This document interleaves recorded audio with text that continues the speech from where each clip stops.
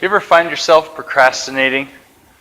You have something you need to get done, something you want to get done, something that's very important, and you tell yourself this is critical, I have to do this, I want to do this, I'll do it later. I first acknowledged that I had a procrastination problem towards the end of my grade 10 year of high school. See, I went to a non-traditional school where there was no structure, there was no teachers pushing you to get the work done. It was entirely up to us. But there was one stipulation, there was one particular course that had to be finished before the end of grade 10, or else we wouldn't be allowed to come back into this non-traditional program. So there I was, 5 days before the cutoff, staring down the deadline, and I hadn't started yet. I was stressed out of my mind. I was losing sleep. I was up all night reading page after page out of the textbook and not absorbing anything. I would go to class every day, write 2 or 3 exams to try and power through it. And by the end, I couldn't remember a word I read. My marks showed that I had rushed. But I got it done. I wasn't proud of myself, but I got it done. It came up again towards the end of grade 12. It was again, I was staring down the cutoff, and I had one course to complete, social studies. I had one requirement left to fill. I had to attend a seminar where as a group we would discuss current affairs with the teacher.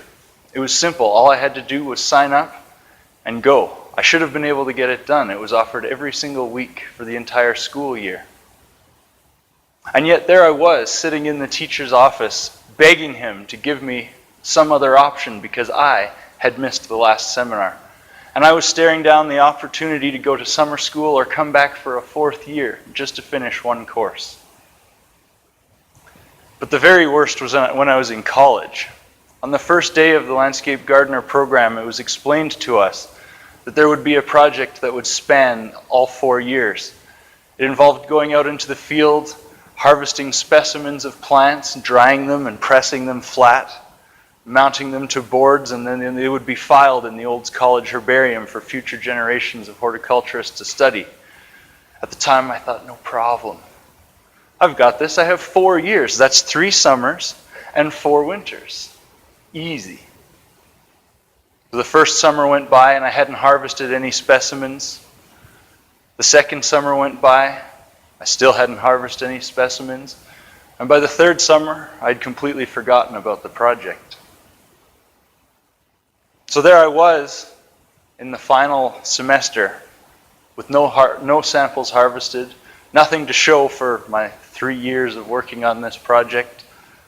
And I was panicked because it was the dead of winter. I had no hope of harvesting any living plant samples. I got a little bit creative and I went to the garden center and I bought some plants. This project was being turned into a faculty that consisted of botanists and horticulturists who would know exactly what I had done. I was ashamed of myself. But I got it done. Everything started to change for me one day when I was walking with my cousin down in Kensington by the river.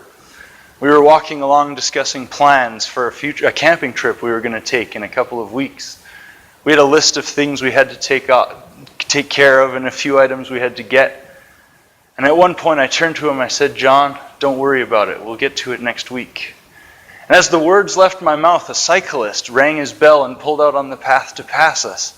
And as he did, he whirled around with a fire in his eyes and he stared into my eyes and right into my very soul.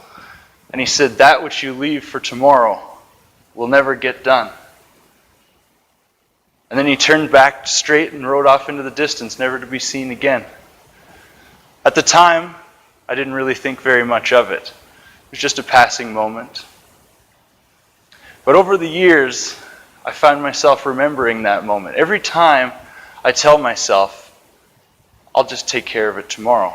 I remember the look on that man's face. I remember those words he spoke. And I ask myself, if this doesn't get done, can I be okay with that? Often the answer is yes, and I put it off until tomorrow and usually never get it done. But if the answer is no, I make sure I take some kind of small action. I write it down on my calendar. I make a list. I put together a plan, something to set the wheels in motion so that I can make sure I get it done. You see, when you tell yourself that you're going to leave something for the next day, what you're really doing is telling your subconscious mind that this isn't important to me. This doesn't matter. What I'm doing right now is most important. And you'll put it off till tomorrow, and then tomorrow comes, and you put it off to the following tomorrow.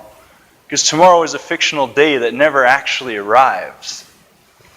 And eventually it fades into the memory, and you toss it on the pile of projects and things you wish you would have done. And eventually you run out of time.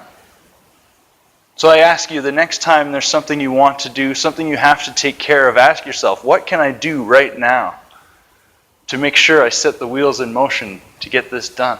What can I do right now to ensure that my subconscious brain knows how important this is to me? And the next time you have a big idea, just remember, if you leave it for tomorrow, it might not get done.